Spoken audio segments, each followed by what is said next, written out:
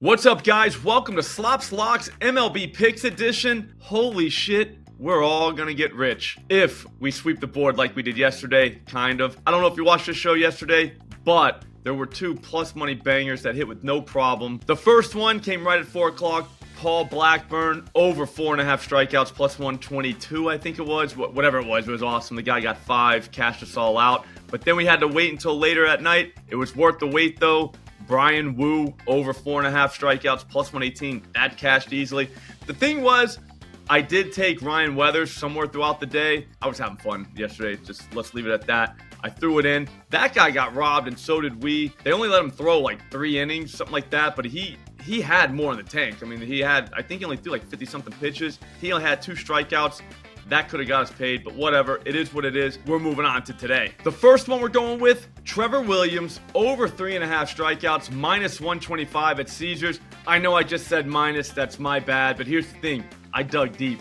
I couldn't find anything. Plus money-wise, there was literally nothing. If we want to psycho this guy, maybe we can, but FanDuel's only giving us 5+, plus 186.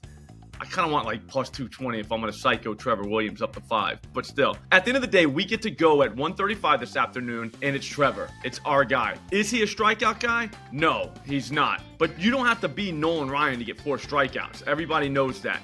This guy's been on our radar for a while now. If you remember, we took him 5+ against, I think it was the Mets like weeks ago on a Saturday.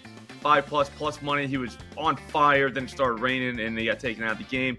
Ever since then, though, we've been on him. He's only an 8% swing and strike guy, which does kind of stink, but he's fanned 5 guys in 3 of his last 4 starts. At least 5 guys. I think he had 6 guys in one of them. That's decent. Today, he's getting the Braves, and they're not exactly a strikeout team, but we can still target him. I mean, we can thread the needle a little bit at 4 here, especially on a 3.5 guy. Josiah Gray just got 6 of them the other day, so there is that. The thing I like about the Braves is they strike out a little bit more during day games. We're talking 183 strikeouts and 682 at-bats. There's like 5 guys that could be in the lineup today that all strike out 29+% of the time during day games, so maybe that's what gets us home.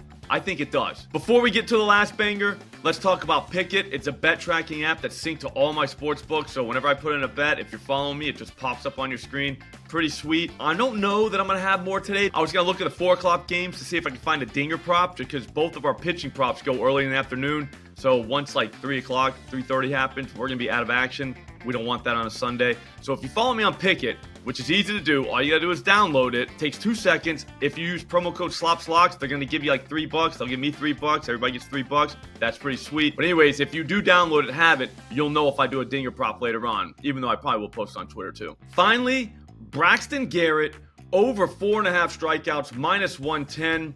I think this is worth it. The only thing that could mess this up is the Marlins managers. They've been real like micromanagey on their pitchers recently. Like they'll let them go like 75 pitches and just call it a day. It's like weird stuff like that. Luzardo just went like 85.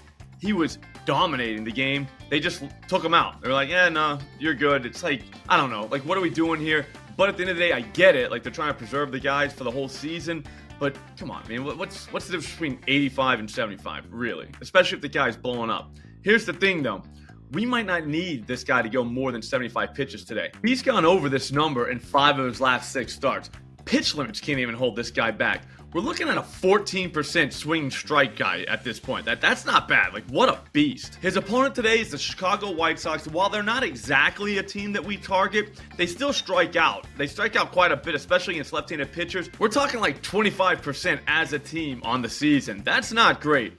Over the last 7 days, they fanned 55 times in 195 at-bats, which is not great at all. Definitely somebody we can target, especially a 4.5 guy. Look at the 5 guys in the graphics. All those guys could be in the lineup today. All of them are 29+% strikeout rate over the last 7 days. So we're talking about guys that are striking out up there. I don't think Garrett's going to break the record today, but I still think he gets 5. I'll see you guys tomorrow.